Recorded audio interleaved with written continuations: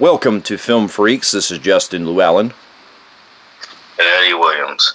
And tonight we're going to be doing a special audio retrospective of the Jurassic Park franchise. With Jurassic World Fallen Kingdom coming out this weekend, we figured we would talk about the other Jurassic Park movies. And I've always wanted to discuss some of these movies because at least the first one, at least the first two were movies that I grew up with, and so I'm glad I finally get the opportunity to discuss these movies.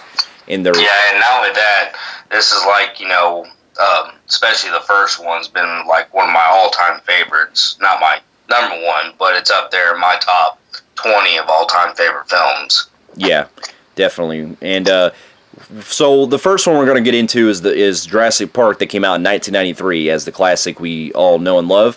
This was based actually on a book this was based on a book that was popular by Michael Crichton, and it was directed by Steven Spielberg and stars Sam Neill, Samuel L. Jackson, Laura Dern, and you got all kinds of different cast in the movie. And the film is about a park, an amusement park that's on an island that's run by John Hammond, who's a billionaire who decides to contact two paleontologists played by Sam Neill and Laura Dern, who offers them a chance to visit the amusement park as a tour as the first visitors there, and he offers them a large sum of money to go check it out since they are into digging up dinosaurs. And the movie deals with them getting the chance to go on a tour there, and along the way they meet with other very memorable characters, such as the one and only Ian Malcolm, played by Jeff Goldblum, who is who's probably my second favorite character of the franchise. And on top of that, they meet with John Hammond's grandson and granddaughter. Yeah. Which the son we've seen in many films before. He's played in Simon Birch, The Cure, and many others. And then we also get some, I forgot, what was he, he was kind of like an insurance guy. He was the lawyer. Yeah, kind of a lawyer, kind of like to make sure that, there's not going to be any legal issues. Yeah, and because basically, I mean, at the beginning of the film, it shows that there's an incident that goes wrong where one of the workers are bringing in one of the dinosaurs into the park, and one of the workers there gets killed, and so the lawyer is basically there to see how the park actually goes, to basically avoid any insurance problems. And so the rest of the film deals with with them going along with John Hammond on the tour and everything, and along the way they come across to see quite a spectacle. You get to see all kinds of amazing dinosaurs, and to this day, I gotta admit, this is probably one of those few films that when it came out, it was so groundbreaking with its special effects. You're talking about dinosaurs that even to this day still look fucking real. Yes, they look real, and this has been probably most noted film of all time with its animatronics. When people talk about animatronics, they like to generally refer back to this film because there's so much of it. And you're talking about Spielberg and his crew put in more time in this film, and I am so fucking glad they did that. Visually, this film still holds up. Be honest with you, this film actually still holds up better than the entire franchise. Oh, most definitely. Even the CGI, the CGI was groundbreaking at the time, because much like Terminator 2, it was able to utilize CGI at a minimum while still maintaining practical effects. And even this day, when you still see the CGI, apart from maybe a couple of scenes, it still, to me, looks fucking great. Yes. And this is how, because to me, this is how you are able to do CGI, by actually rendering it very, very great with the way that... This is how you do it. For the people who you hate CGI, No, this is how, when we talk about there's ways of doing it right, this is what we're talking about. You would have not known that there was CGI in this film until, you really dig deeper. Oh, fuck, there was. Well, keep in mind, too... Yeah. Well, keep in mind too that in regards to the direction, that also goes into play, because when you see a lot of the wide shots of the dinosaurs, that's where the CGI is used most of the time, because they don't use any close-up shots of the dinosaurs. Because anytime that they do, it's all animatronic. It's all practical. Yep. So yes, and I mean, still to this film, like I said, it holds up better than any of the franchise right now. Yeah, definitely. And to get into more basically the story continues where while they're on tour, a massive tropical storm comes through and knocks out all the power, rendering the cages useless, and the dinosaurs end up breaking out. Yeah, and then we get to the most famous scene where the Tyrannosaurus Rex breaks out, and to this day, like we were saying before, that scene where the Tyrannosaurus Rex breaks out and starts running amok, it not only is it still very intenseful, but it's also the effects for that still to this day hold up. Like every time I watch that scene, so well, you almost are convinced, like if dinosaurs were around, right now, like you would almost feel like they got a real T-Rex on that. Yeah, most definitely. That's how good the damn effects were. Yeah, most definitely. And that scene where the Tyrannosaurus Rex is like, pushing the cars and everything, and you see the kids like, having to hold on their life and everything like that. That to me still is very like so intense. It still gives me goosebumps to this day. And then you got one of the funny, kind of the more dark humor type scenes where the Tyrannosaurus breaks into the bathroom and ends up eating the lawyer right there. Yeah. Well, while this is happening, we get the tour. We also like to mention we get kind of like a side story with one of the scientists that works there, Dennis, the chubby guy. Yeah, this is a guy. I forgot the actor that plays him. The actor's name. Wayne Knight. Wayne Knight. So, anyways, he plays on the side another story where he meets up with these guys who are wanting to steal the DNA for the park of the dinosaurs. And he's pretty much getting paid big bucks doing this throughout the film. You see him, trying to plan this way of getting the DNA to these buyers, and of course he gets eaten by that spinning dinosaur. I forgot. I think it was a Velociraptor. No, it's not a Velociraptor. It's a. I used to, this film was like one of my favorites when I growing up, and I used to be able to name all the freaking names of the dinosaurs, and now I can't think of it now. Oh, yeah, I'd have to look it up, but yeah, it's the one that spits the goo at him and stuff and blinds him. But also, I'm not to cut off topic, but that part right there, the subplot involving Nedry, the scientist, that plot point actually becomes into play with the video game. That I actually will touch base on that here later on, because I figure it goes in canon. So I'll get to that here later on with that. But anyway, that was also very interesting. There was actually that scene I thought was funny too, because that part where he's going down that waterfall and everything, it actually has a sound effect where he's slipping, where he goes "wee." And plus, it's funny. Yeah, it's funny because he's like such a klutz, and he's also really messy. If you remember his desk, he's got all kinds of shit. Yeah, all of like candy and food. He's likes to eat a lot and all that stuff. But here's a little weird thing I like to bring up. I don't know if they ever clarified it in Lost World, which we'll get to.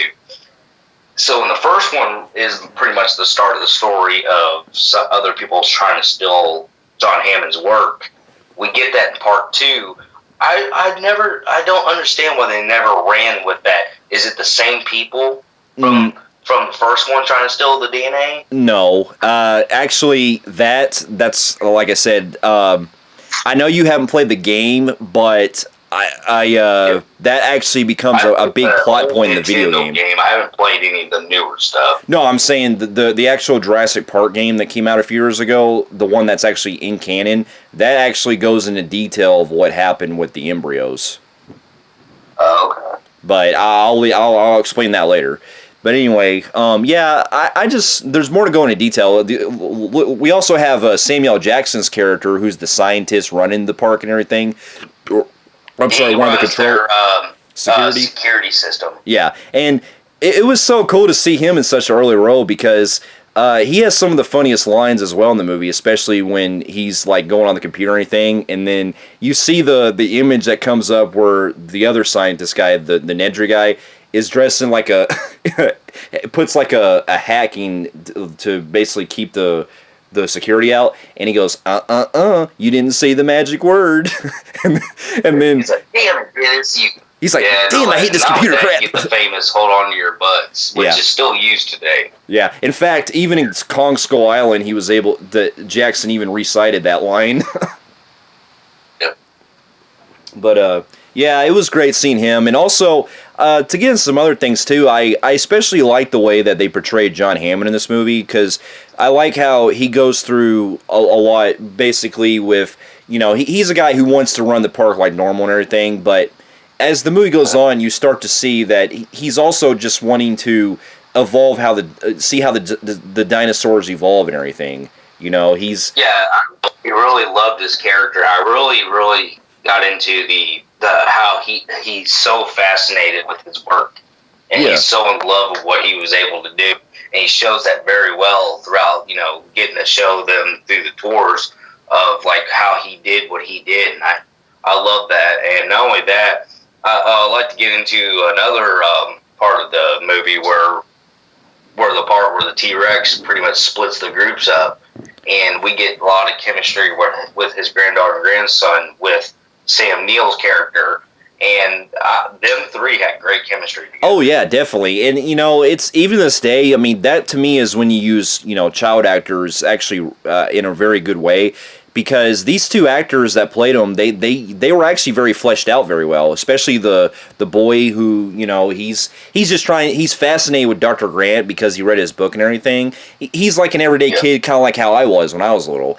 And you also have the girl who's actually very good with basically hacking into computers and stuff, and that actually becomes a later plot point later on, which I enjoy as well. So these are great fleshed out characters that really come into play with the story. But also, to also go into Dr. Grant, I especially love his chemistry with him and Ellie, the girl as well, because like when they start out, you can tell that they have such a great relationship together, and you want to see them pull through all this, and and also you got one guy I do want to mention. He's kind of the one I felt like could have been developed a little better. Was the kind of the warden, like the not the game warden, but like the guy who runs like the security and stuff, who's like after the dinosaurs. Yeah, he's kind of like the game warden. He's kind of like the guy controlled, like where he's like a game warden. He pretty much was. Yeah, and that guy I found very interesting as well. I liked his character. I just wish that we could have got maybe a bigger role with him necessarily, because from what I heard was that he has a bigger role in the book where he actually survives longer in the story. Yeah, because he's the one that, if you don't remember, he's the one who said "clever girl" before he gets eaten by a velociraptor. Yeah, and I really found his character fascinating because since that character came out in this film, there's been other characters that would come out later, such as in Lost World and then in Jurassic World as well, that are very similar to him, and so you can kind of tell that they. Do what? Yeah, I agree. Yeah. Yeah. So I like that was cool. If I had, and as basically, it's your typical survival type of story where they're having to get away from the island, and so when they're trying to get away and everything, you get to see a lot of the. What? I do want to elaborate one thing before we give our score in the first movie. So, I don't know if any of y'all are familiar with this, but there was actually an alternate ending that never was released whatsoever, and I'd like to talk about that if no one knows about it. I didn't know about it. So, we got the famous ending where we had, where the Velociraptors are about to get Sam Neill and the kids and everything, and right before he does, the T-Rex saves the day by killing the Velociraptor and T-Rex were battling it out while Sam Neill and everybody was able to, get away and get on a helicopter and leave. Well, they have an alternate ending where when that happens, where they get in the vehicle with John Hamm, then the T-Rex breaks out of the building and they chase after him. And they were going to have this epic scene when they get in the helicopter. They were going to have this epic scene where the helicopter lifts up in the air, and it was going to do like a slow motion where the T-Rex was going to jump in the air and just miss it by like an inch of getting them. Really? I had no idea about that. Yes, I've read about that many times, and it's been posted lately more for other people to know. They were going to have that, but they thought it would be too epic to thrown out their popcorn box office. I don't get why they didn't, because that sounds kind of pretty fun, but they just felt that would make the film a little carried away. I could see that, yeah, because I did like the triumphant note they ended on, where the T-Rex is inside the visitors else and stuck. Yeah, he's pretty much there, and it's just done. They didn't have to do the whole where they get chased again. They felt like they didn't want to rehash the chase scene with the T-Rex again, but the whole helicopter going in the air and him lunging at the helicopter in midair and just missing him, that probably would have been cool to see. But I can see why they kind of cut it out. It worked either way. Yeah, it's still... it would have been cool, but I did like the way they did it with the regular ending, because it made, to me, it made on a more like magical moment, if that makes sense. Yep. Because Spielberg's known for having a lot of that whimsical style with his films, and so I think he went with the better approach with that ending. Yep. It pretty much ends with them escaping, and they see that, because throughout the film, one of the things we didn't touch base on was that Dr. Grant is a guy who starts out actually having a good character arc where he doesn't like kids, and so as the film goes along, you start to see him bond with the kids and stuff, and then toward the end, you see him give like a look to Ellie, and it makes you think in your head that, okay, when supposedly they're probably going to get together and maybe have kids of their own. I liked how they ended with that, where he actually became exactly. Yes. Though, we'll go into detail later when we get to the third one. Unfortunately, that was short-ended when the third film came out. But at the time when this came out, though, that really was a great character arc for me. Yeah. But yeah, there's so much we can go into detail, but to this day, this is one of the most talked about films that Spielberg's ever done. So we don't really have anything new to go over. But overall, it's one of my top 20 favorite films of all time too. So, and it's probably my favorite. The best. I'll just throw it out there. It is the best out of the franchise, in my opinion. So, with that said, I'm giving it a phenomenal grade on the Film Phreeks meter. Same here. I'm giving it a phenomenal grade on the Film Phreeks meter as well. It's definitely one of my favorite Spielberg films, and it's also probably my favorite dinosaur film as well. Yep. So after Jurassic Park came out, which, believe it or not, when it came out, it was probably one of the most biggest box office successes of all time. I can't remember if it topped Terminator 2 or if it didn't, but when it came out, and even to this day, it's made over $1 billion. And or at least close to $1 billion, somewhere around there. But anyway, after that, it sold hell of a lot of fucking merchandise, including me, which I bought a lot of it when I was a kid. Oh, I did too, man. I had all the action figures. I played some of the video games. You talk about this movie just being such a phenomenon. And after the success, you kind of got the idea that basically a sequel would follow. And Spielberg himself actually was on board with making another sequel, because the author of the book, Michael Crichton, he actually did a follow-up novel called The Lost World, which I don't know how big the movie version was close to the book. I've heard it was only very loosely, but the book of The Lost World told kind of a similar story, and it was continuing the events of the first movie. And so the next 4 years later, in 1997, Steven Spielberg will come back to direct The Lost World Jurassic Park, which came out, and believe it or not, this was actually the very first film, as far back as I can remember, that I actually watched at the drive-in. And that's a great memory for me to have, because I remember going to the drive-in and seeing this for the first time, and I was like blown away by it. But anyway, The Lost World Jurassic Park, once again, is directed by Spielberg, and the only person that comes back is from the other film is Jeff Goldblum's character, Ian Malcolm, along with Richard Arterberg who played John Hammond in the first one, and you also got the kids who played in it as well. This time they only put a short cameo. Yeah, the kids only come back in one scene in a short cameo. But anyway, this story deals with a kind of a different turn. We get a story that involves where... Isn't this, though, also where John Hammond, you're pretty much led to believe he's on his deathbed, where he's pretty much so old now? No, you kind of, but he still just seems like he's retired, it seems. Yeah. Yeah. I just remember him being very illy look to him. Yeah, I think that's the approach they were going for. Yeah. But anyway, this story... the guy, the guy who plays John Hammond, he was really old, and I guess they weren't thinking about the future. I mean, they kind of were, so they're like, we can give him a good send-off. Yeah. And so with this one, we get a story that involves where there's a new island that's about 80 miles from Isla Nublar from the first film. This one's called Isla Sorna, where it's a new island that the dinosaurs were from originally. And basically, the story deals with Ian Malcolm's character who goes to visit John Hammond, and he gets a chance to go to the island to basically study the dinosaurs with these other people that are there. And what he comes to realize is that this is the island that the dinosaurs were actually from in their habitats.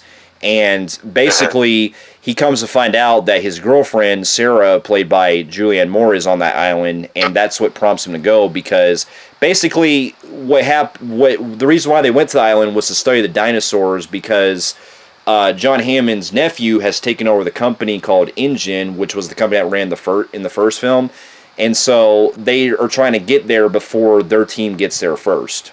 And so, basically, Jeff Goldblum's character has to go there to rescue Sarah in order to get them before the other team gets there. And then the rest of the film, we also get introduced to some other fresh new faces. We get Eddie, played by Richard Skiff, and who's basically Vince Vaughn in one of his earliest films. And you also get his daughter that's from a previous relationship that Jeff Goldblum was in. And... basically, when they get to the island, some things come up where they're starting to see, we get to see different dinosaurs we haven't seen in the first film. Like, we get to see the Stegosauruses in one part, which I thought was, very cool. And everything. And I believe, that was 3, I think, that did the pterodactyl.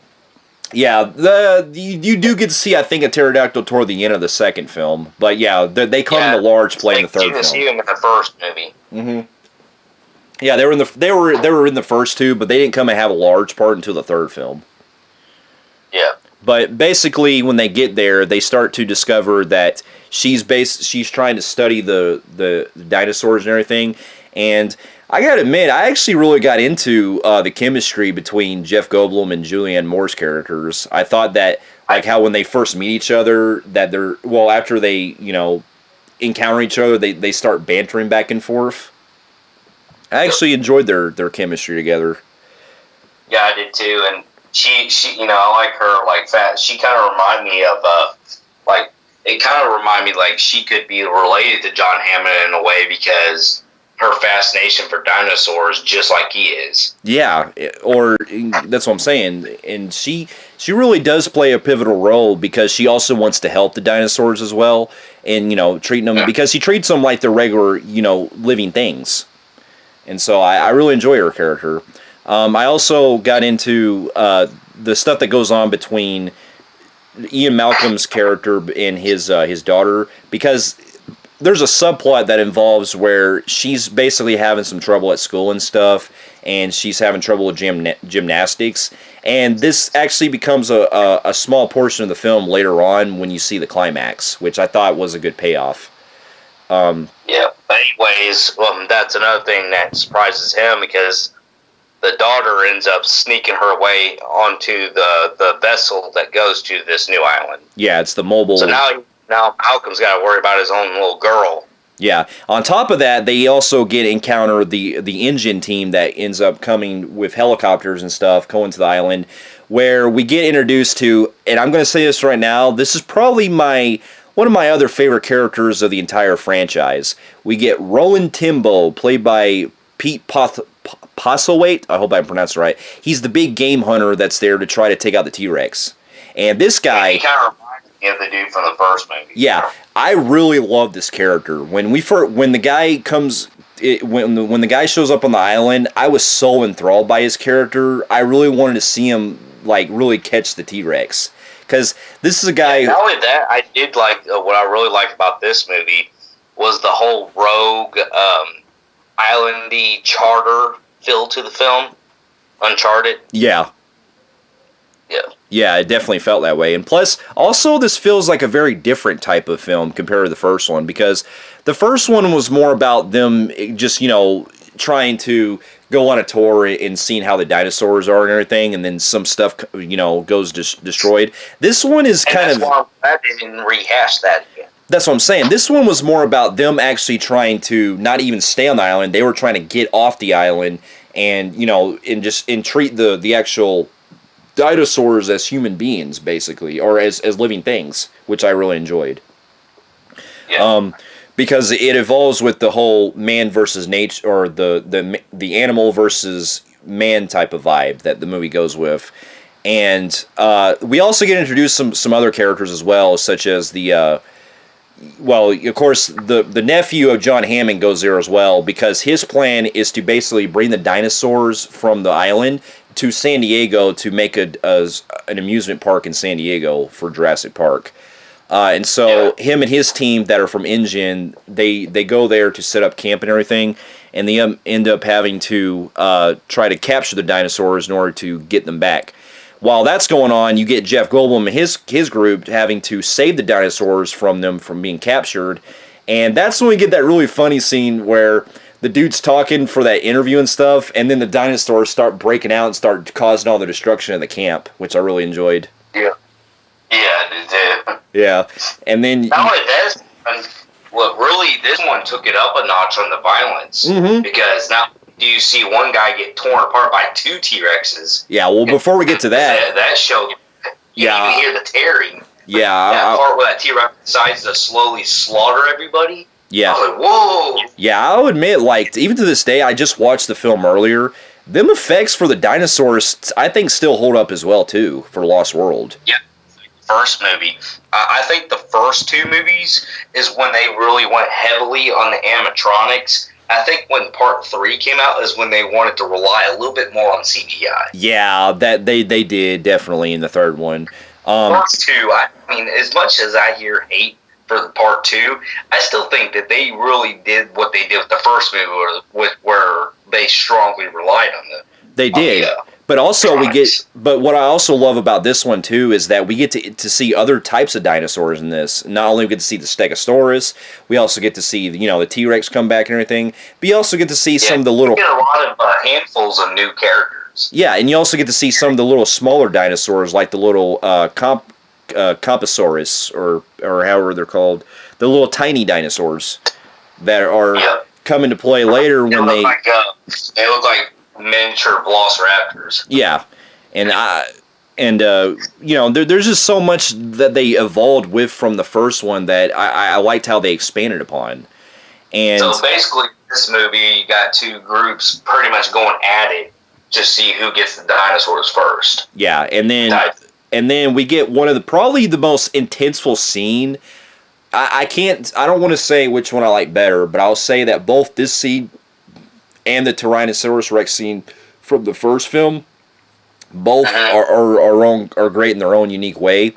We have the scene where Goldblum and his group are at the mobile trailer that's in the close to the end of the edge or whatever, or the end of the ridge.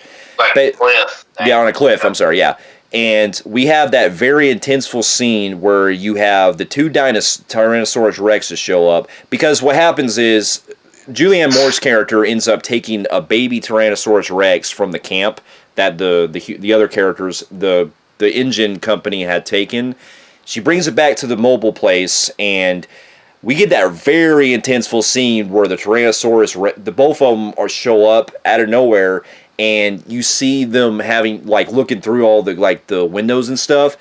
Dude, I watched that scene earlier, and I was still having fucking chills. Yeah, it is. It's basically a new version of what happened when in the first movie where the Tyrannosaurus Rex did that with them in the vehicle. But that's what I love about this film was it was able to do so much so different and not have to rehash or, completely from the first movie. Yeah, I mean, you're going to get similar scenes that are from the first one, but they don't like necessarily rehash it. Like this one, like the one you're describing now, it's not necessarily a rehash as it is a different type of like Tyrannosaurus scene, because this time you have two of them, and that scene alone, basically the trailer ends up going toward the cliff, down the cliff, close to the end of the water, and we have that really intense scene where Julianne Moore's like on the glass or whatever, and it's about to break, and that scene was like that. I was like on the edge of my seat when I just watched it earlier. Yep. Yeah, you still get the edge of your seat watching it. Yeah, and then we got that really, really gruesome scene when Eddie shows up, and then you get to see him trying to pull the trailer up and everything. He manages to pull it up, but then we get that scene, we get it to where both the Tyrannosaurus Rexes end up getting him out of the car and end up eating him, and they split him in half. And that scene was fucking gruesome. You can actually hear the bones and everything tear whenever they do that, because you can hear that crunch. Mm-hmm. Most definitely. Man, you're talking about not only did the lighting really go great with the way it was lit too, but for a PG-13 type of monster film, they got away with showing somebody split in half like that. They did. Now, let me go to another scene later on down throughout the film where everybody's, this is like kind of like the first one where everybody is pretty much split up at that, and they're all lost in this island. And you had the scene where you have this massive group. They're kind of sleeping and kind of killing time before they can get up in the morning and walk. Well, one of the T-Rexes ends up, coming in while they're sleeping, and ends up. It was like a slaughter fest, and you have like that one that gets stepped on, a few that get torn up, and then you have that one where like everybody gets inside the waterfall and it grabs that dude because he gets scared by a snake. And he jumps by the waterfall and the T-Rex bites him when he does. This is probably where you get the most blood out of all the movies in the franchise, because when you hear the crunch, you see all the blood come through the waterfall. Yeah, that scene, when I first saw it when I was little, I was actually kind of freaked out by it. I was like, damn, that was fucking brutal. Yep. Yeah, this actually pushed the boundaries close to an R rating for the first two films in particular. But anyway, that scene, and then you also have the scene where the raptors are going after them in the grass in the field. That was fucking intenseful as well. Like, this movie actually jumps the gun with having so much, like, intense moments that you see in the first film, but kind of doing it, trying to still keep that vibe going. And while it can be debatable whether it's better or not as good as the first one, I still feel like it held just as good as the first one with those scenes. Yeah. I think it did hold just as... I do have it just a little bit under part one, but it is definitely easily the second best of the franchise. Yeah, and... Without it. Yeah, and then when... But anyway, more on the story, skipping through, pretty much the T-Rex is officially captured, and a few other dinosaurs, and they are put on a ship. And this one kind of reminds me of King Kong. Yeah, where they bring him back to the city in San Diego, where basically the nephew of John Hammond wants to open the amusement park of Jurassic Park and wants to bring the T-Rex back and the baby T-Rex. And so they bring the mother back and the baby, and basically we get that scene where all hell breaks loose, and it's probably my favorite sequence in the entire film, where the Tyrannosaurus Rex breaks out of the ship after he pretty much killed everyone that was on, which that was my only thing I kind of wondered. I was like, why didn't they show the scene where it killed all the people on the ship? Because we didn't really know what the fuck happened to them. And this is like the most questionable scene. How would he get in small spaces where people could have ran inside? Yeah, that's one of the most questionable things about the film for me when they actually get to the actual shore, because it makes you wonder, how did he do that? But anyway, what I'm getting to is that we get to probably my favorite climax of I'd say it's my second favorite climax of the franchise, where you have the T-Rex getting loose, and it goes berserk in San Diego. And when that T-Rex goes in San Diego, man, when I first saw that in the drive-in, I was blown away by it. I was like, damn, a dinosaur in the city? I mean, that's awesome. Yeah, because we get that scene where it's going through the city and stuff, and you see it where it goes through like that person's house or whatever, and it ends up eating that dog, and it's like drinking water out of the pool. Oh yeah, that's what I really liked. I actually like the whole change up in this one where they're in, like where we are. Mm-hmm. That's what I'm saying. It really pushed the stakes a lot higher too for me. And then we have the climax where where Jeff Goldblum and Julianne Moore's characters end up bringing the baby Tyrannosaurus back to the ship to lure the T-Rex back, and we get that really funny, scene. We get that scene where the nephew John Hammond ends up trying to get the baby T-Rex and ends up getting eaten by by the T-Rex himself, by the baby T-Rex. What he does is he gets bit by the mother. He gets bit, and she kind of like throws him in a little area and basically hints at her little baby to eat. Yeah, which that was actually cool to see an actual baby T-Rex actually getting some action right there. You know? And if you guys know, pretty much, we didn't elaborate, but John Hammond's nephew is actually kind of like the dick villain in this one. Yeah, pretty much, because he's the typical villain that you see where he's greedy and he wants to get control of the company and stuff. But it made sense because, I like the change up they did compared to the first one. But anyway, it pretty much ends where they're all safe and sound. They end up getting the T-Rex and the baby T-Rex back to the island of Isla Sorna. They put them back on the boat, and the boat safely crashed back on the island. Yeah. And the T-Rex and them were able to get out, because you actually see them playing with their baby. Yeah, and then you get to see the pterodactyl at the very end, which... this movie also had some of the very awe moments, like you see in the first one, where when you see the dinosaurs, you're looking at it in such like amazement, like. Oh well, here's something we didn't talk about in the first movie, and I feel like it's a good time to bring it up because the second one had the same thing. We didn't talk about the famous John Williams score. Oh, I'm glad you brought that up because I wanted to bring that up so bad. Yeah, John Williams, who scored both the first and Lost World, he does such a very classic and such an iconic score in both films. This is probably like the next, other than the Jaws, Donna, this is probably like John Williams' best fucking score. And the cool thing is that there's more than one main theme of Jurassic Park. You get the usual one that goes dun dun dun dun dun dun dun dun dun dun. Or I like that one, but then I also like that. Yeah. That's what I'm saying. So you actually get more than one theme song by John Williams, which I really enjoy because he was able to mix up different. It's very rare to have two films being iconic on a score. Two scores being iconic. That's what I'm saying. And, John Williams, I always love as a composer. All the films that he's scored, especially the ones that he's done with Spielberg, have such iconic themes. And Jurassic Park, I think, is probably, I don't know, it's debatable, but I think it might be my favorite theme of his. Yeah. But, there's so much to love by his music in these movies. But overall, I can say that if I had really any problems with Lost World, I will say this because I did watch it recently. There are some things that some of the human characters do that are so dumb that really make me, question the logic behind it. Like, for example, a lot of the villains, in the film, that especially that one guy who's so incompetent that he gets himself killed and stuff, he makes some of the most dumbest decisions throughout. The one that got killed by all the little dinosaurs.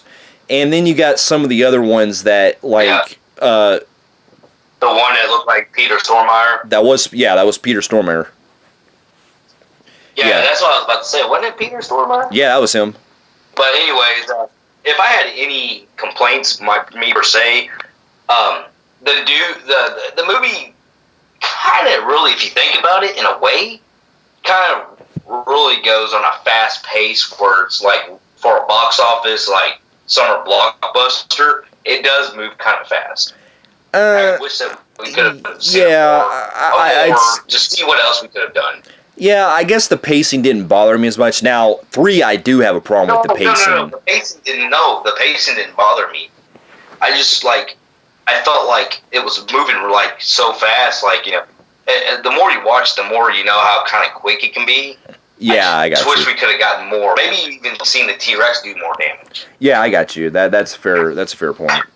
In San Diego. Yeah, it would have been cool to see more of them in San Diego, and it would have also been neat to see more of the, because I think one thing that also Lost World lacked compared to the first one was that you don't have a lot of the heart compared to the first one, because you remember in the first one you had a lot of the awe-inspiring moments, where you had the dinosaurs.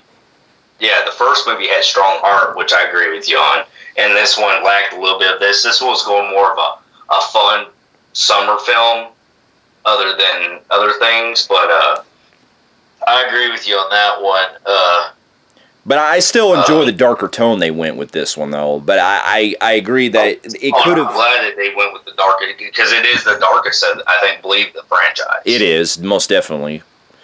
But yeah, that's really my only minor things, was that some of the decision makings they do in the film are stupid at times, and some of the magic is not there. But other than that, I still find this a very highly underrated sequel. And with that, I'm going to give it probably I want to probably give it a low phenomenal grade, but it's still very damn good. Yeah, I'm going to agree with you. I'm going to give it a very low phenomenal grade film Phreeks meter. Fair enough. Well, after Lost World Jurassic Park came out, after this, basically Spielberg felt like it was time for him to just pretty much quit, because he didn't want to come back to any of if they made another one. So instead, he just basically stayed on as a producer for the next few years for another film that was announced, which was Jurassic Park 3. Now, this was released in 2001 and was directed by Joe Johnston, who is actually a very talented director. He directed Captain America: The First Avenger. He directed Honey, I Shrunk the Kids, and he also directed something else that was big. But he's a very talented director. But I felt when the first time I saw Jurassic Park 3, it was actually the second Jurassic Park film that I watched at the drive-in, because this was also another one I went to the drive-in and seen myself with me and my parents. Mm-hmm. Yeah, I saw that. I saw this one in theaters. Yeah, though my only downside is the first time I saw it, we were about 10 minutes late to the movie, so we missed about 10 minutes of the movie when we got there. But basically, this one, I was actually very hyped up. I was like, oh yeah, we get a new Jurassic Park coming out, I'm there. So now with that, I remember the very dark, eerie horror element it was going for. Mm-hmm. Especially with the pterodactyl theme they were going for. Little boy, they kept promoting the little boy and the pterodactyl on that little, kind of like a bridge. Yeah. Most definitely, yeah. The pterodactyls really got my attention, because we only saw them a little bit in the other two films. This one, it seemed like they were really promoting them big in this one. So with this one, we deal with a boy who's on who's going to the same island from Lost World with his with I guess one of his friends and stuff. They're going skydiving. They're doing this kind of it was his stepdad. Oh, okay, yeah. His stepdad going on using a parachute on a boat or something. It was a vacation. The stepdad was like a rich millionaire, and the mom let him take the stepson and the stepfather went out on a excursion to get near the island. Yeah, the little boy's always been fascinated what he's read about from the previous movies. If it was real. And they pretty much decided to go to a close-up paragliding type thing, and basically hooked to a boat where they get to glide up and where the kids can't go on the island. At this time, they actually establish that the island is actually considered fully illegal to get on. Yeah. Yeah, okay, I remember now.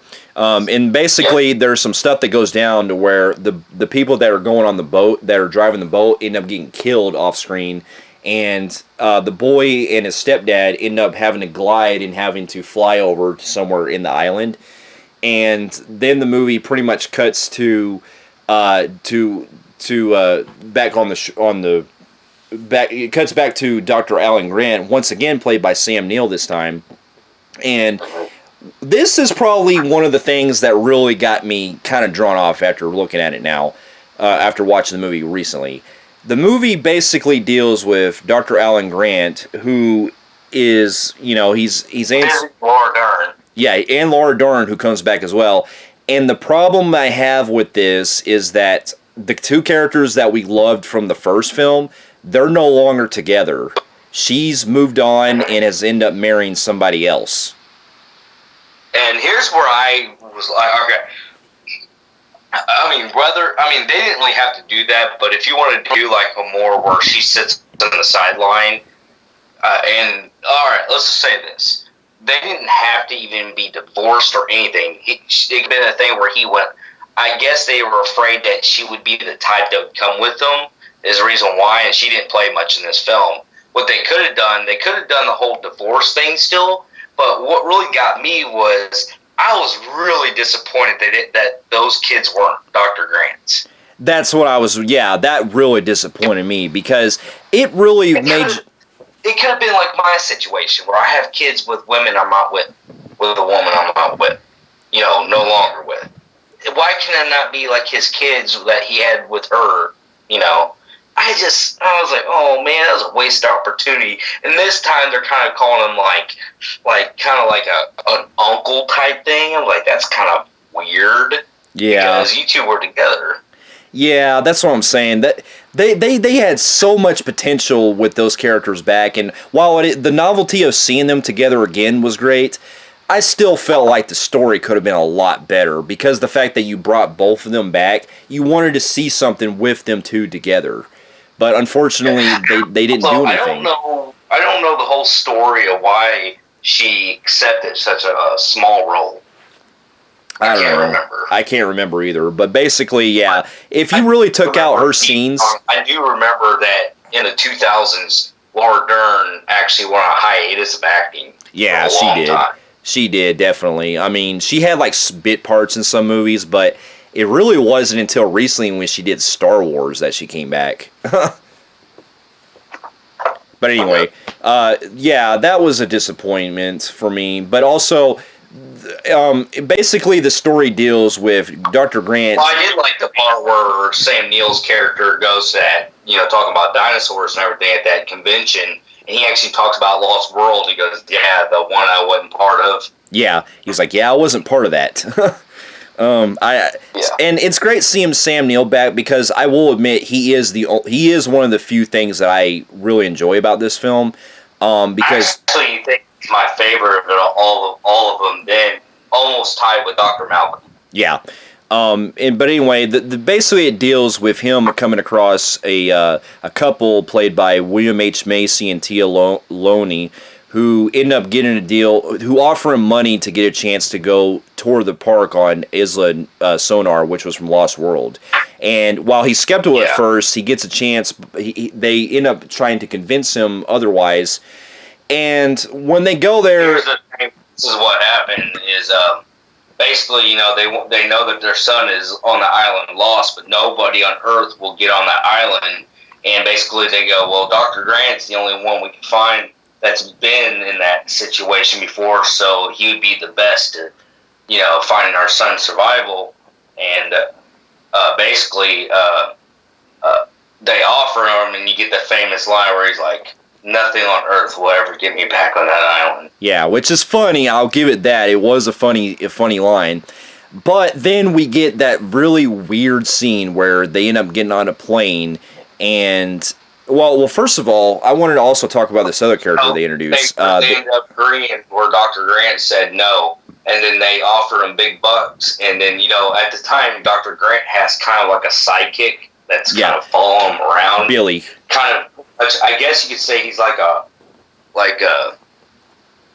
He's like a grown-up version of Timmy from the first one. He's like an apprentice, like he's a graduate, and he's trying to, be with somebody he's trying to learn from. Yeah.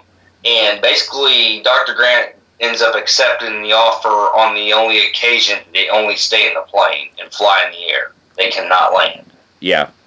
And in that, they bring across Billy, who's his friend, who's basically similar to Timmy in the first film, like if he was grown up and stuff. But not to go skipping ahead, but they really kind of underutilized that character a lot. Yeah. But we'll get to that later. But anyway, he ends up getting it on the plane, and they end up going to Isla Sonar. And we get, after watching it recently, man, I can honestly say that there was a scene that came up recently that I found just really out of place. That while they're on their way to the island, he ends up taking a nap, and they have this weird dream sequence where Dr. Grant falls asleep, and he sees a rapture, like, saying his name and saying, Ellen.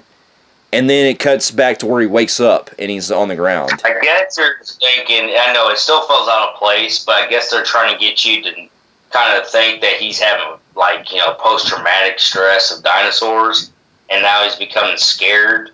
Even though it's kind of weird that he's still a dinosaur enthusiast still, even though he went through all that hell.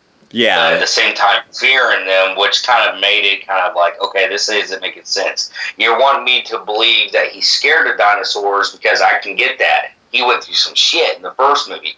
But you're really strongly showing that he's still the Dr. Grant that we loved in the first one that loves dinosaurs. Which one is it? That's what I'm saying. The writing just doesn't make sense with that. Yeah, I'm like, is he got post-traumatic from the first movie, or does he not? That's what I'm saying. It made no sense. But anyway, they end up getting on the island. And, there's another character I wanted to mention, too. We get that one guy that's from the Green Mile in this as well, Michael Jeter. And this was actually... which died recently. Yeah. Not long ago, but, yeah, he was on Air Bud and Green Mile. Yeah, and well, I really enjoy that actor. We didn't mention that the parents, but when Dr. Grant accepted... They also had to hire pretty much bounty hunters. Yeah, or mercenaries. Yeah. Or basically mercenaries. Yeah. And mercenary guys that will kill, big game. Yeah, and so they end up going with them, and I gotta tell you, from the get-go, besides Alan Grant, all these other characters that they introduced, I felt like I really didn't give two shits about. Because even the parents, I felt like were just not, they weren't interesting to me. They didn't really have, any kind of... In a way, I'll tell you this. I love William H. Macy a lot, and I love him almost everything he ever does. And this one, I still kind of like him, but at the same time, I did find his role to be... his portrayal quite annoying because he plays like this. Because him and that wife, they bicker way too much. I get that they're not getting along and that's what they're trying to establish, but I think they really overdid it. Yeah, and that was also the problem I was going to get into. The wife character, Tia Leone, I like her as an actress, but man, her performance in this was pretty fucking cringeworthy at times. Especially the part where she's yelling throughout when they land the plane and everything, and she's yelling to, for her son and all that. I'm like, man, that feels really, cringeworthy right there. So basically, just to get the story going, we get Dr. Grant and them. He starts fighting with everybody because they landed and he didn't agree to that. And he's like, we got to get off this island now. And she's yelling and shit. Basically, it ends up, they hear one of the kind of like a T-Rexy type dinosaur. And they get in the plane. And upon getting almost in the air, that T-Rexy type thing ends up coming out in front of them and breaking their wing and they end up crashing. I believe that was the Spinosaurus. The Spinosaurus. Yeah, that's what it was. Yeah, it's like a spine version, like this little webbing thing of a T-Rex. Like I said, whenever I used to know my dinosaurs when I was a kid, I really lost interest years later, and I just can't remember their names. Yeah, I got you. But it's the main one that's basically the villain of the film. it ends up it kills that one dude who's just standing there like a fucking idiot trying to get attention, and then you get them trying to go on the plane and stuff, and then the plane crashes, and the dinosaur ends up finding where they're at, and ends up breaking the plane and everything, which I'll admit, the first time I watched that scene, that was quite an intense scene when the Spinosaurus was attacking the plane. Yep. I will admit, I still like that scene where it's attacking the plane and it kills that one guy, the pilot and everything. That was intenseful. Yeah. And then when they're trying to get out and they end up getting out and having to escape, I like that scene. And then we get where they're pretty much on foot, and here's another thing that really disappointed me. So they're on their way to look for their son after some stuff goes down, and they find out that it's actually a rescue party to look for their son. Well, they come across later the T-Rex, which I found out this is not the same T-Rex from the other film, so don't worry, you're not missing much.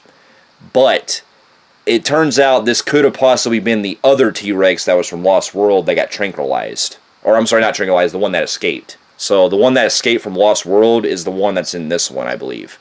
So anyway, this T-Rex comes across them, and we do get a potential fight that could have been so much better, but it was fucking short-lived. It was a fight between the T-Rex. Very short-lived. Yep. It was a T-Rex fight and a Spinosaurus fight. And while the fight was cool at first, much like the fight in Terminator Genesis, it was so damn short. I was like, no. It was really just like boom, boom, boom over. I'm like, wow, that was kind of quick. And it was disappointing because I'm led to believe that a Spinosaurus can defeat a T-Rex in this movie. Yeah. Well, it's not that. It's not that's the issue. Anything can happen. You get more vulnerability. It's the fact how quickly he does it. It bothered me. Yeah, it was like, 20 seconds? Yeah. But anyway, that happens, and so no more T-Rex. And then the rest of the film is them basically looking for their son, and they end up once having to either hide from dinosaurs or have the couple bicker back and forth. That's the majority of the film, basically. The movie is her screaming and them bickering back and forth, and then they get into a dilemma, and they're escaping from other different kinds of dinosaurs, and then some stuff happens to where they kind of get a little bit separated, and Dr. Grant's pretty much on his own, and that's where Dr. Grant actually runs into the boy. Yeah, which I will admit, I actually kind of found the boy character actually very interesting. Besides Dr. Grant, I think he's probably the only other likable character for me, because this boy is actually very resourceful. He kind of reminds me of Lawrence Fishburne's character from Predators, and how he's very survival kind of type. He learned to adapt. Yeah, that's what I'm saying. And know how they move and everything. He even was kind of teaching Dr. Grant, no, that was a myth, this is what they do and shit like that. So it's pretty cool. I do notice that they try to do the whole where Dr. Grant gets to know the boy again. Yeah, which I actually enjoyed that, because it was a callback like how in the first film when he was trying to get to know the other kids. Yeah. Yeah, and basically they end up eventually finding the parents, and once again they're having to outrun the Spinosaurus and all that. And so you're pretty much your typical chase kind of sequences where they're having to survive. Yeah, so this one becomes like just gotta survive. Yeah, and chase. It's very repetitive at times, because that's all they really do is they're hiding from dinosaurs and trying to escape. Yeah.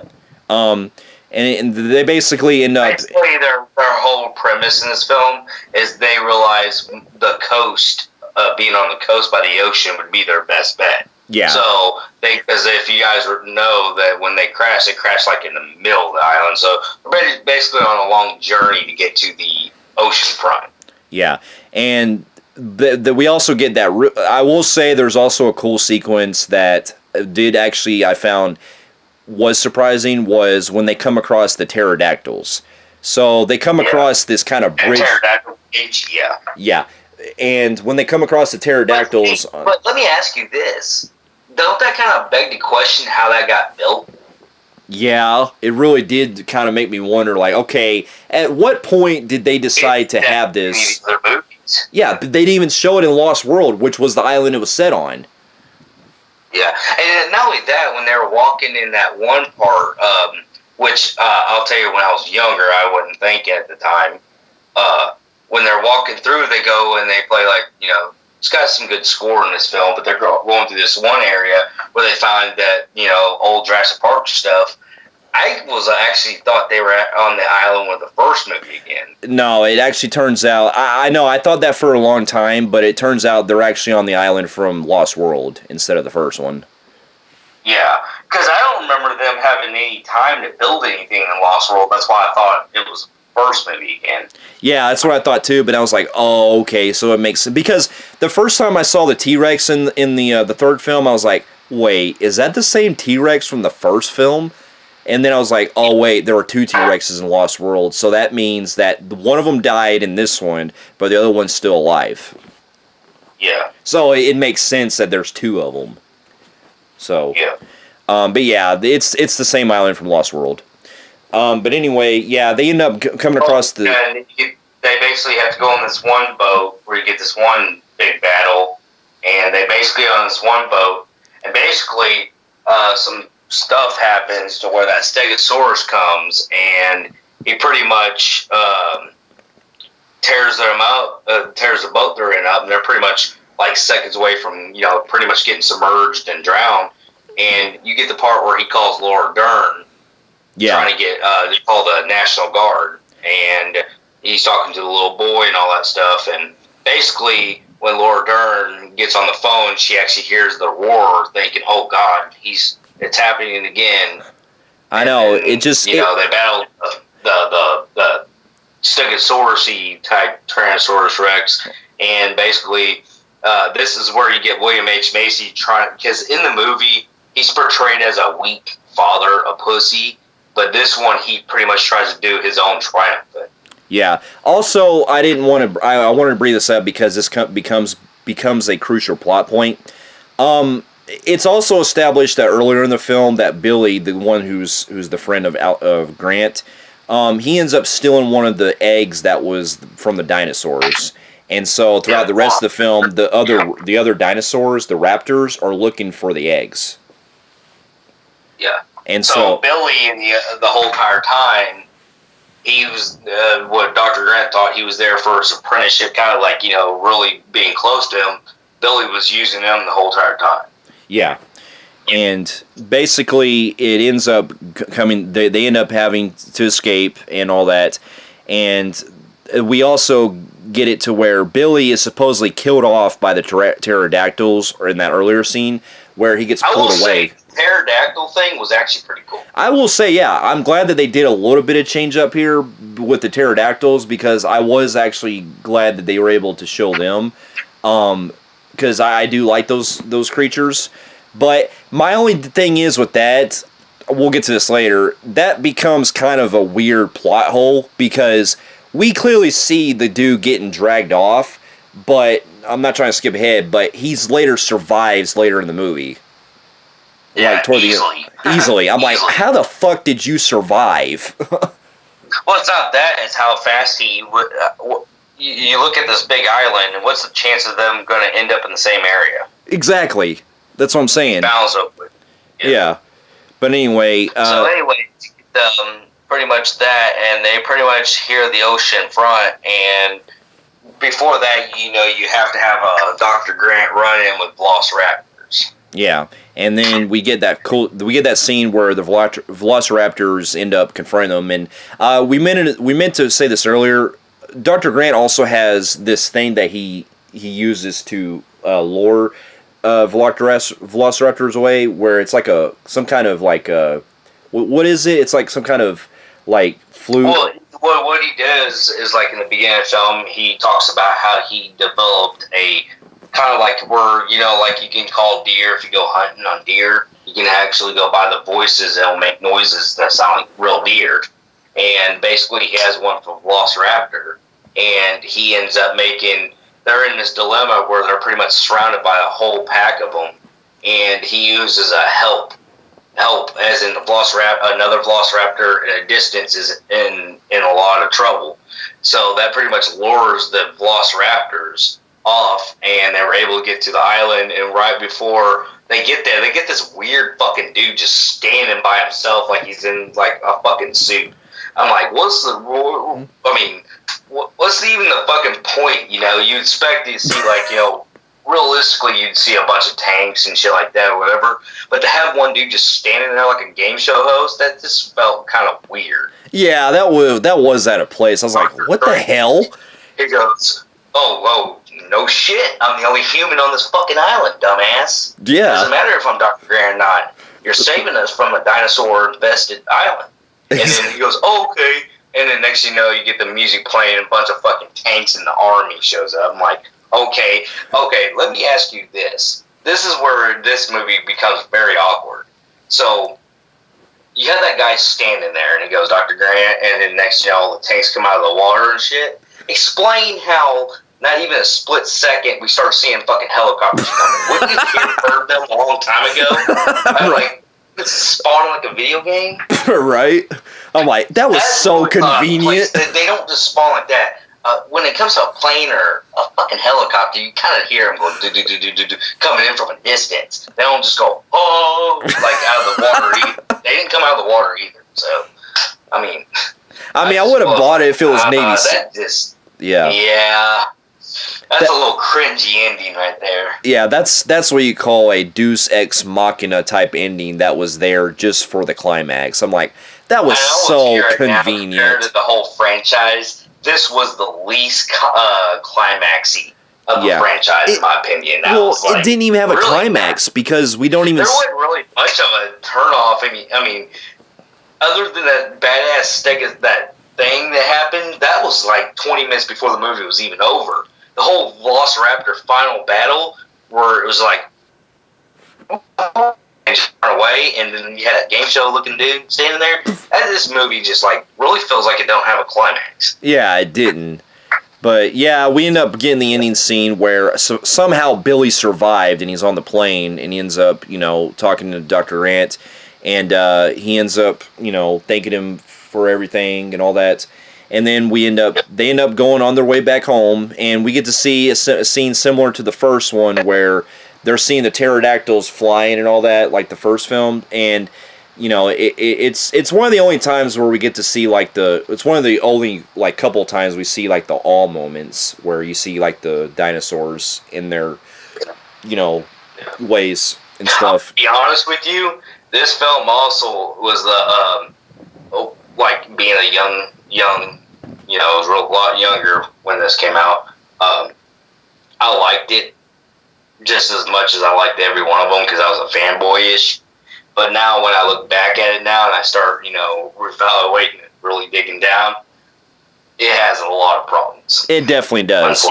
I mean, to also go back. And, you know, get into some of it we didn't mention. This is actually where they start using a little bit more CGI. Yeah, and after looking at the effects lately, man, I can honestly say those effects for some of the dinosaurs really don't hold up. A lot of them. Now, some of the stuff you see, like some with the T-Rex and maybe some with like it's now the first time Spielberg steps aside, and this is when we get this trend, which we'll be talking about in the other films, where we actually start getting new directors per movie now. Yeah, and this is where the Jurassic Park doesn't have the heart anymore. It doesn't. As they used to. Yeah, I mean... And this is spawn this new, like, okay, we're going to start doing a new director every film, and so on and so forth. We're going to use mostly CGI, or half it, 50% CGI, and the story just isn't got heart anymore as we talk about the other films. Yeah. So it's like, man, this is really, just 1 and 2 just really they're strong, and then this is where they kind of like, yeah, okay.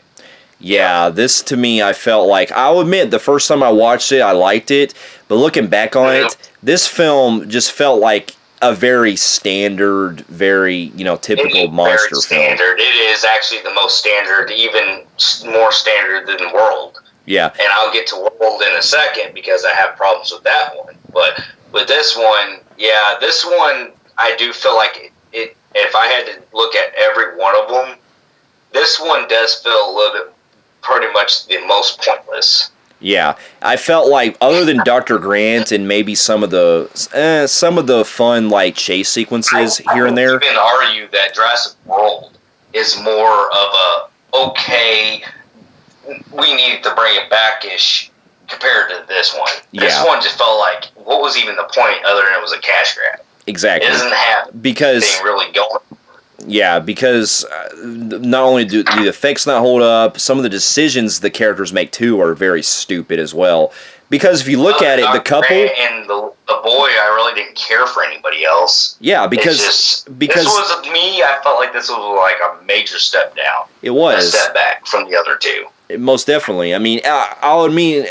And plus, it didn't help too that the film was very short. It was so quick paced as well. It's like they Jurassic Park film. This like felt like a rushed movie. It was. It was only an hour and a half long, and I was like, "That's very weird." That remind me of how Randall talks about in Clerks 2 about Lord of the Rings, where they do nothing but walking. This one, they do a lot of that. Yeah.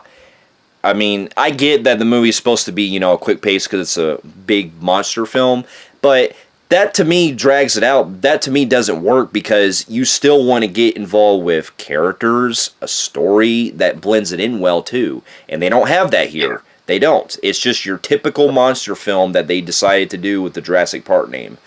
And so very standard. With that said, I'm going to give this an average Joe on the Film Phreeks meter. I'm agree with you as well. It's an average Joe for me on the Film Phreeks meter as well.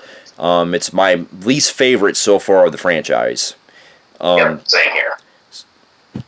All right, but yeah, after Jurassic Park 3 came out, it was actually announced that they were going to do another one right after the third one. But believe it or not, it took a long freaking time to make another one. Yeah, after this pretty much. After that, they were pretty much done for a while, and then they started talk about periodically bring it back.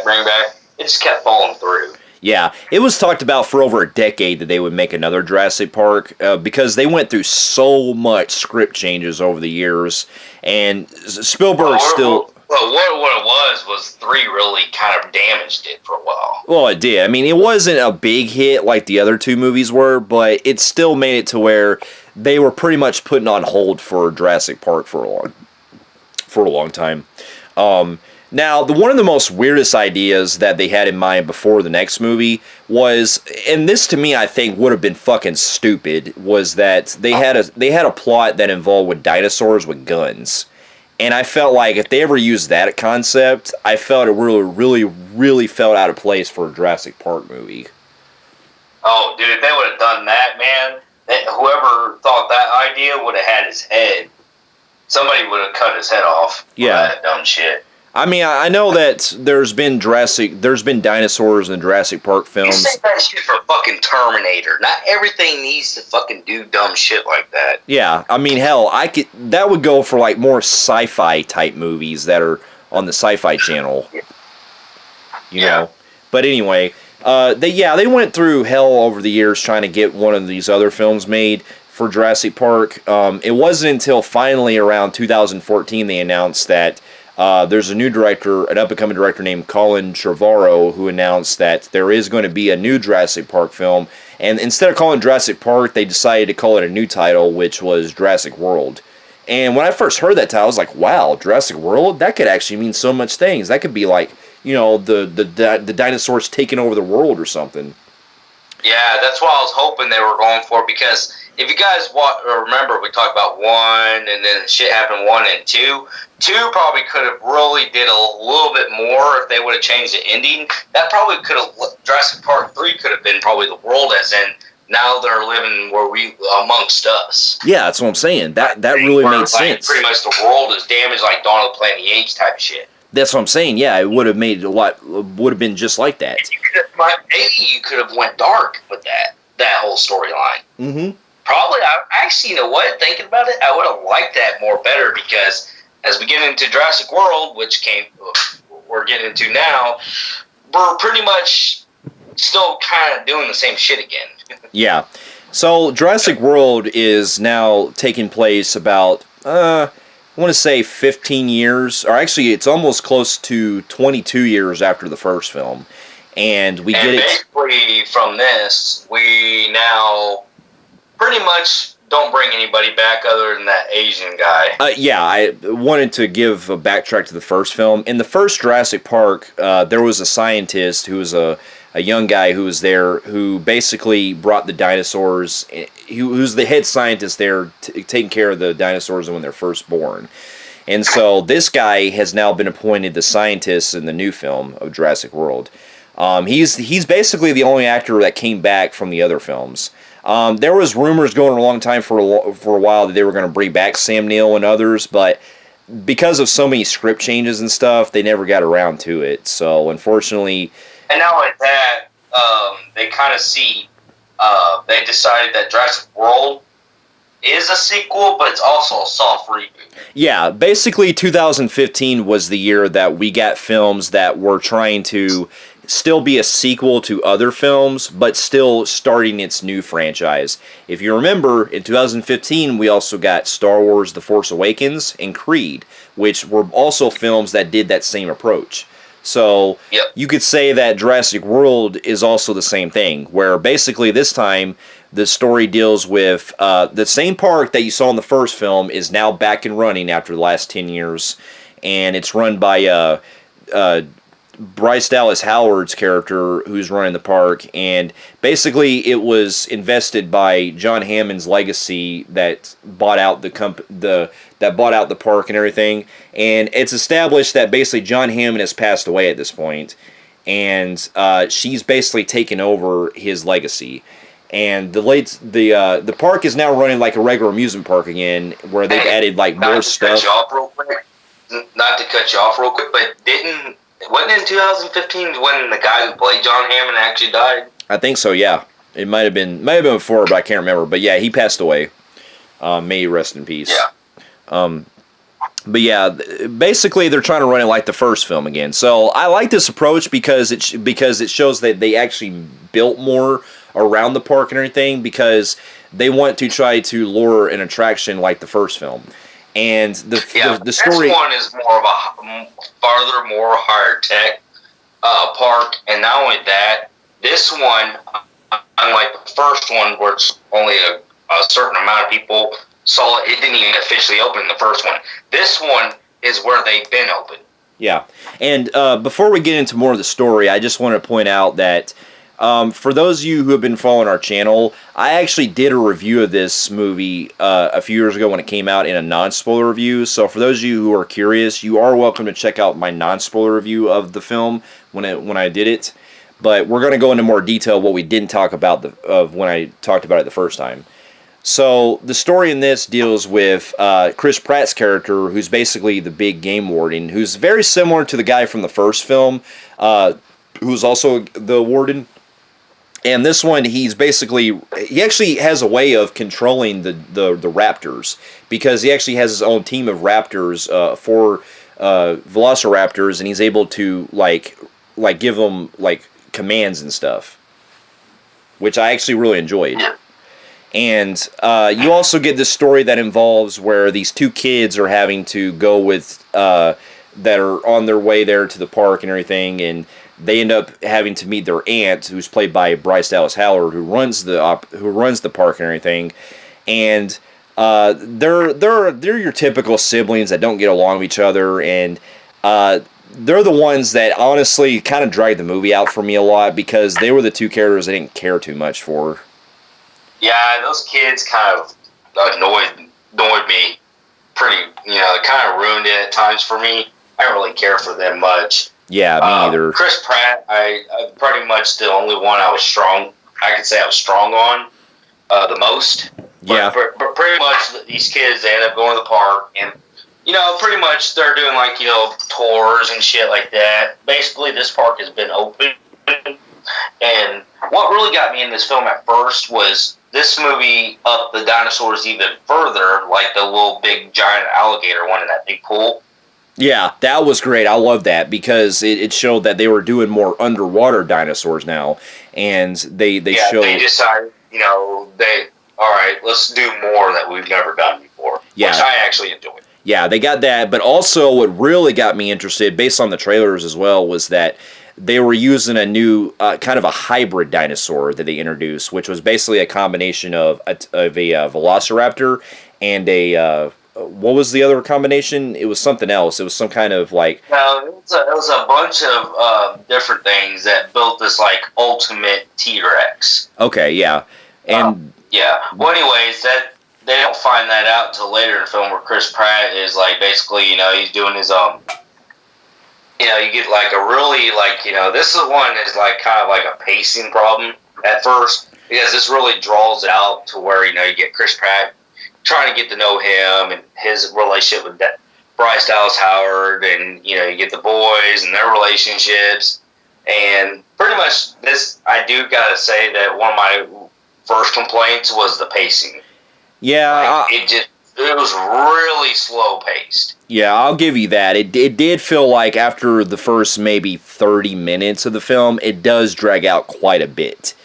And basically, you see a lot of cool technology and stuff, but like you see like all these like new dinosaurs, which was cool. But then you start going through, and it just feels like, okay, you guys can get anything other than this like built that's cool ass museum thing they have. And Yeah, I basically you get this thing where Bryce Dallas Howard's talking to her sister, saying, "Yeah, I got your kids. They're fine. They're all right." Yeah. Well, one of the things between that a lot, and then you get this weird, like this kind of like other dude that's flying over the park with her and a bunch of people. Yeah, where he's basically like running the controls and stuff in the security and everything.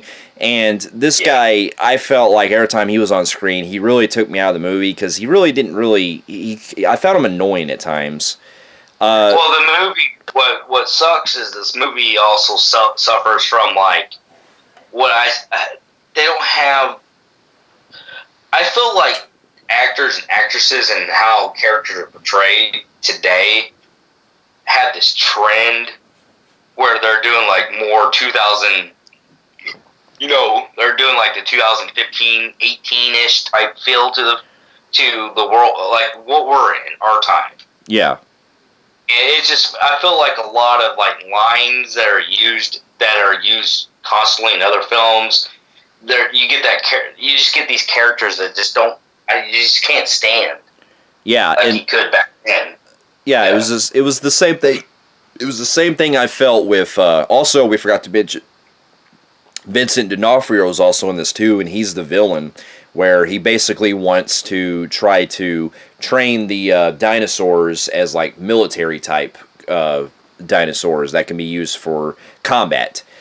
And I gotta tell you, like, it seems to me that the problem with almost every Jurassic Park film, at least since the second one, is that they haven't had a compelling antagonist on any of these movies. Yeah. Because Vincent D'Onofrio in this film is the typical villain that, wants the dinosaurs, that, for his own good, wants to train them for combat and everything. He's the stereotypical villain you see in every film. Yeah. Other than the whole combat thing, my issue with Jurassic World was it pretty much is rehashing almost everything all over again. Well, that was the same problem I had with 3, because 3 also had that same problem where it was rehashing a lot from the first one. This one did it to an extent as well, but it didn't bother me so much because they were still trying to kind of keep it fresh. Do cool things that you were enjoying at the same time. Yeah, I get you. Yeah. That's how I was too. Yeah. That's what I'm saying. This one still kept things that were kind of fresh in my mind, where they also had some cool callbacks to some of the first movie, like after there's the event that goes down where the dinosaurs run amok and the park ends up getting wrecked by the dinosaurs. We do have a cool sequence that happens later where the boys are in like those little ball things and they're having to survive from the hybrid dinosaur, which I thought was cool. And then he had that. We didn't get to that. So this hybrid dinosaur, they pretty much they underestimated his power, and I guess he broke out. I can't remember. Yeah, he did. He broke out and it killed all the guards. Yeah, he ends up killing all the guards, and pretty much he's running havoc in the island. Mm-hmm. And they have a tracker in them, I believe, or they don't. They do. They have a tracker on them, but that's also another thing I'll get to. When they first try to go after the hybrid dinosaur, that to me was probably the most pointless scene, because they have all these like, you know, these trained like security specialists going after the dinosaur, but they all make fucking stupid decisions where they get themselves killed. And they even have like introductions to characters that don't even have much of a role in the film. Mm-hmm. So yeah, that was part of my. I was like, why have these characters introduced if you're just gonna kill them like 2 minutes later? Yeah. You know? So they end up getting killed. I mean, I guess the whole point was that they were trying to push the stakes higher and stuff like that, which is cool. But I felt like this whole sequence just felt kind of pointless. Yeah. But anyway, they end up getting killed, and then the dinosaur ends up getting loose and all that. And then we also get to see that some of the other dinosaurs get loose, because we also have that one guy that I wanted to bring up, which was that guy who pretty much bought the park that from John Hammond, I believe, the kind of Indian guy, I believe. Yeah. And okay, this is another thing too. The guy makes one of the most stupid decisions where he ends up, because he's having a hard time flying, there's actually a scene later on where he ends up deliberately crashing into something when he could have just, you know, gone to a safer route. Mm-hmm. I was like, dude. Yeah, I know. That's what I was kind of like, really like, what was the point of that? I guess that was just to find some reason to not rehash how the dinosaurs break out from the first movie again. Yeah, but I guess they didn't know what they can go with, so they did some dumb shit like that. And pretty much this caused a train interaction right here where he actually crashes into where the pterodactyls were at, which breaks them out, and they end up going havoc on all these people at a theme park. Yeah. At the park. But and I will basically get people getting, like, you know, tore up. I'll admit, this is actually a pretty cool part where people are getting, like, pretty much bitten and getting pretty fucked up here. Yeah. But why I praise the film that I actually didn't see coming was a part where, we didn't mention this earlier, but these two kids are being accompanied by a chaperone, which is kind of like a babysitter. She's actually picked up and thrown in that cage with that alligator thing, and it rips her apart. Yeah, I love that scene. That scene where she gets ripped apart and all that. They went pretty into detail with that. I know. I didn't see that coming at all, which that was a good praise. Yeah. But other than that, you basically get where Chris Pratt is, you know, they're relying on Chris Pratt and Bryce Dallas Howard and protecting the kids from other dinosaurs, and basically they're trying to find strategies to fight this thing that they made. And, you know, he uses his fame. This is the introductory of Blue, which is the pet velociraptor that Chris Pratt's known since birth, and he's trained them all his life, and they use him, and they pretty much team with the velociraptors. Now, I am very mixy with this. It's changing up, but I do feel like they're getting carried away with it.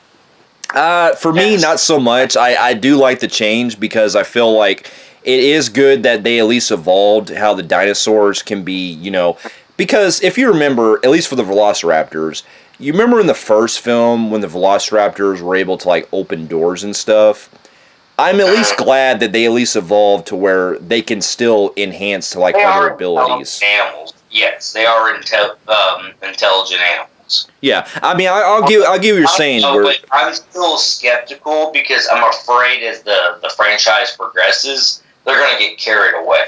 I'll give you that. Now, if they turn into that concept where we talked about where they're going to use guns, that would throw me off fucking badly. But for right now, I was still went along with what they did with it, because I still liked how they're still looking at like Chris Pratt as like their dad, basically. You know, like they're looking up to him and stuff like that. Yeah. I still enjoy that aspect. This from here on out, I do kind of see part one again. Yeah, a little bit of part one and a mixture of other ones. With you know, you got your typical, you gotta run, you gotta figure out to get off the island, and basically, you know, then this is where they bring the T-Rex in too. Oh, that's where we want to really get into this. So I'll admit that when the stuff breaks loose, the film got better for me. Because when all the dinosaurs start breaking out and everything, the film really picked up for me a lot. And I was really on, like, going on for the ride. Because also we get into some other stuff where they do, like, other nostalgic stuff to the first film. Like, remember that part when the boys come across the Jeep from the first film? And they also come across the goggles? Yes. Yeah. That's where I really love that, because it was like a paying a homage. And I do like how they bring up John Hammond a lot. Yeah, he's like, didn't you say that didn't you say Grandpa had a car like this?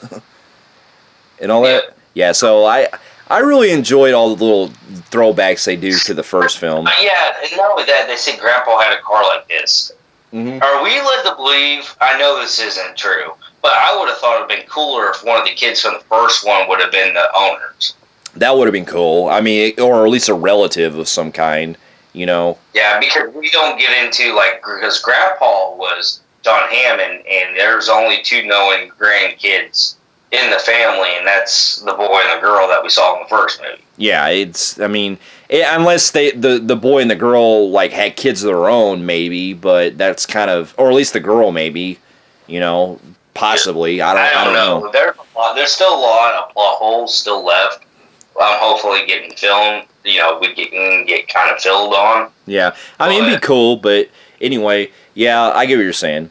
Now, I will say as well that when the film does, while it does use a lot of CGI like the third one does, I still am glad they went back to using practical effects in this one compared to 3. Because at least this one, you still get to see more, like, practical effects at times. Especially that scene when you can see Chris Pratt, like, holding on to that one dinosaur, like, on the ground after it's been hurt and everything. That was cool. I enjoyed that. Yeah, that one was a good practical. Unfortunately, it still suffers from some CGI still. I'll give you that. Some of the CGI, at least from some of the Velociraptors, look kind of not so good. But I will say the look of, like, the hybrid dinosaur looks, you know, pretty good for the most part. When it's, like, in the wide shots. When it's, like, close up, it does kind of look off at times. Mm-hmm. But anyway, as the story goes on, you also get to see that the kids they end up having to come across, like, Vincent D'Onofrio's character, who gets away to basically use the Velociraptors as combat. And that's when we get that kind of twist which I actually, when the first time I saw it, I actually thought it was kind of cool, where the Velociraptors they turn on the actual humans, where they're actually related to the actual hybrid. Where they're actually, you know, it's like the hybrids, they're listening to the hybrid now. Yeah, that was actually pretty cool. I actually enjoyed that because because also this sequence actually kind of reminded me of something out of Call of Duty with all the night vision stuff. My only issue before that scene was I was afraid that humans would get too control of the dinosaurs. Yeah, That's what I was worried it was going to do at first. I'm like, oh man, hopefully they ain't doing that. Yeah, I was glad they did a 180 on that, and where the Velociraptors actually turn on them for that.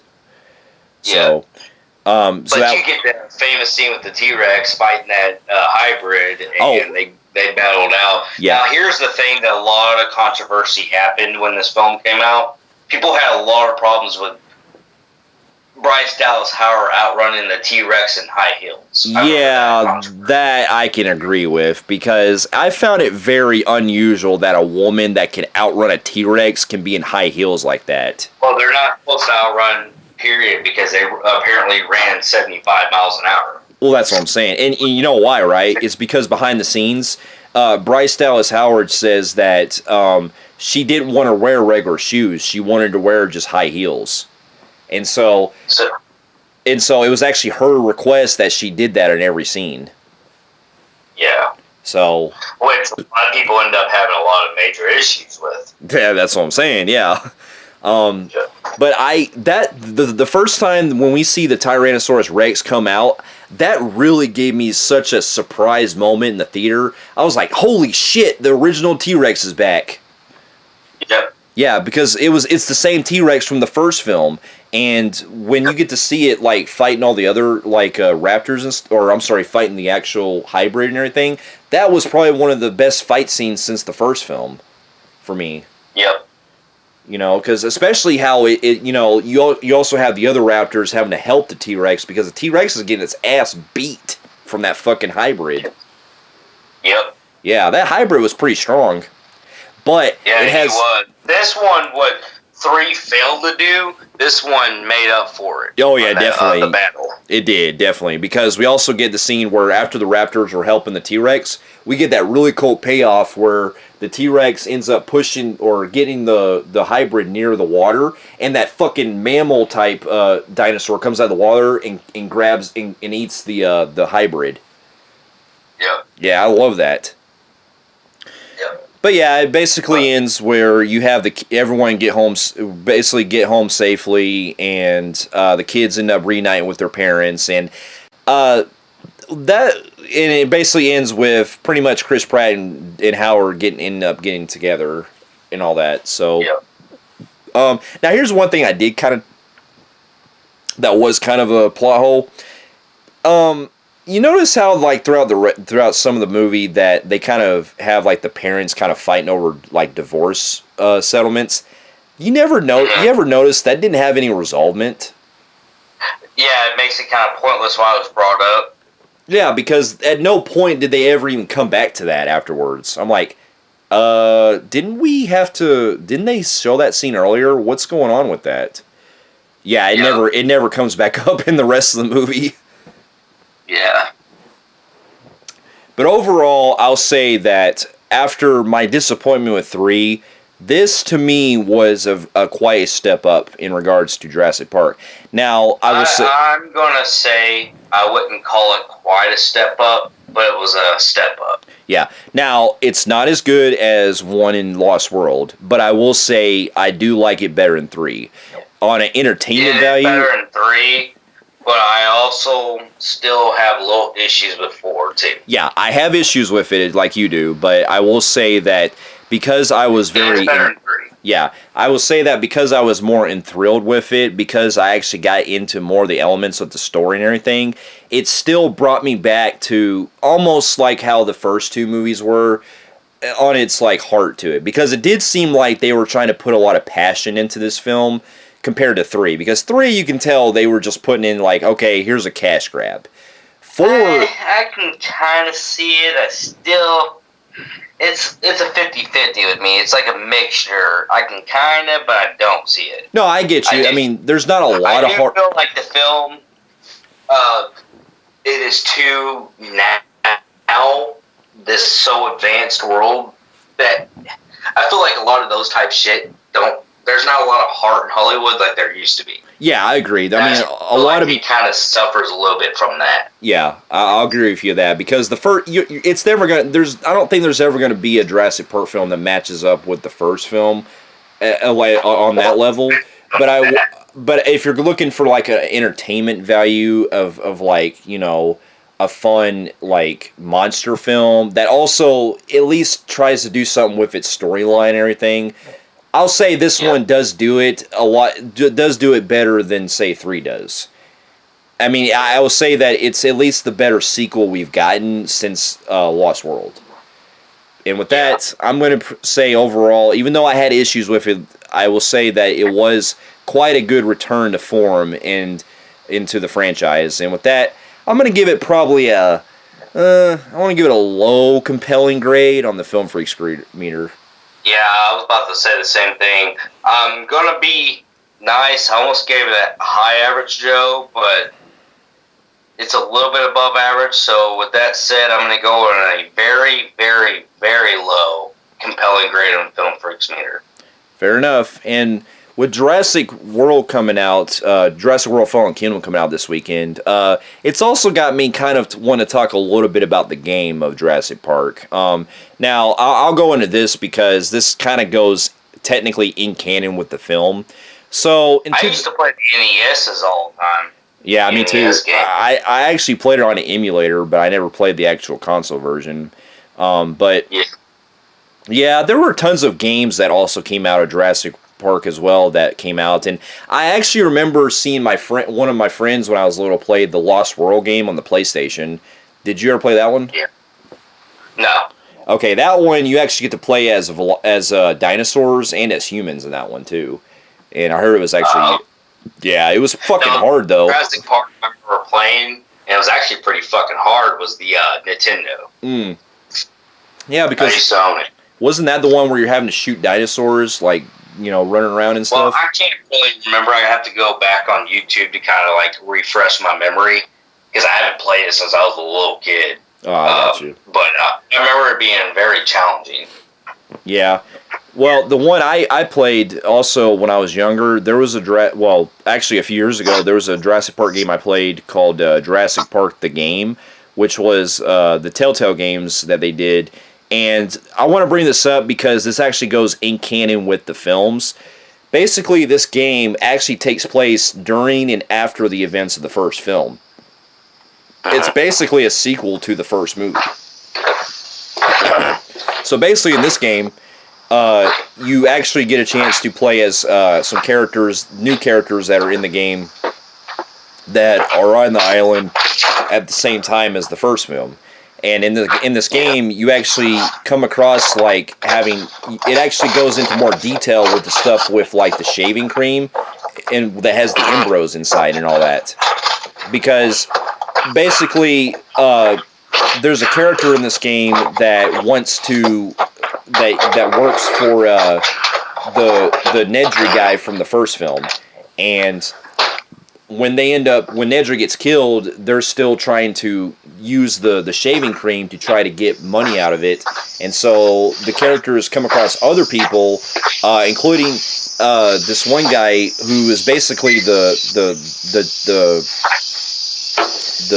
doctor of one of the doctors from Jurassic Park. If you remember in the first film when they come across that I believe it's that one dinosaur that's sick, and they come across that doctor. Yeah. Well, that doctor actually has a part in the game where you play as him. So you come across him. So that character has its own storyline in the game. And so the game basically deals with them having to escape in their own story and everything, and it's actually a pretty good game. It actually it plays out kind of like the Walking Dead game where you actually get to make like your own choices and stuff. But the only difference is that in this one, no matter what choice you make, it doesn't really necessarily impact the way the actual story goes with it. So that's my only disappointment. But if this would have been made as a film, I think it would have been great as a sequel if it was to the first movie. Because it also brings in other dinosaurs that you would later see in the later films, like you remember in the mammoth. No, I'm talking about the game you're talking about that was going in deep into the formula thing. Oh well, basically, the embryos that you come across, they want to use it for like leverage, or they want to use it to for money or something. And one of the characters that you play as, she is trying to get this off the island, and she comes across like other characters, including the one I was saying earlier. And basically, the way that you have to make your choices and stuff, you have to try to, talk people out of situations. And also, you have to do like a lot of these quick time button mashes. Like, for example, when a button comes up, you have to like press it in time. It's a lot of it's like one of those type of games where you have to outrun dinosaurs and stuff. Oh, okay. So, but it's a pretty fun game if you really get the chance to play it. It's not it has its problems here and there, especially with some of the choices you make, but it's still actually is pretty fun. And plus it actually has that if you remember in Jurassic World, it has that mammoth, that that water kind of dinosaur. That dinosaur is also in this game too. So that's pretty cool. That's cool. Yeah. But overall, if I was grading the game itself, I'd say that despite some of my issues with it, I'd say it's still probably a high compelling, at least on the Film Phreeks, on a game meter, if I had that. But overall, though, with the Jurassic Park franchise, even though some of the films haven't been as good as the first film, I would say overall, I still enjoy a lot of these movies, Yeah, these movies are all enjoyable, and they're all worth owning. Yeah, I mean, even though I have my issues with 3 and World, they still have their own like moments in them, and even overall in the films that still hold up for me. Yeah. And I've heard like mixed reactions so far of Fallen Kingdom, but at the end of the day, I feel like with that film, even if it doesn't turn out to be that good, I'll still probably own it as part of the franchise. Yeah, you know, I think these movies haven't been. They're not. All of them are not terrible. Yeah, and they're all watchable. Yeah, that's what I'm saying. So, for those of you who have also checked out the Jurassic Park films, let us know in the comments below of what you thought about them. And if you like what you see here, you can feel free to like and subscribe to our channel and check out some of our other reviews here on our channel and at our website at filmphreeks.com. And we'll be seeing you in our next review. We'll see you later. Later.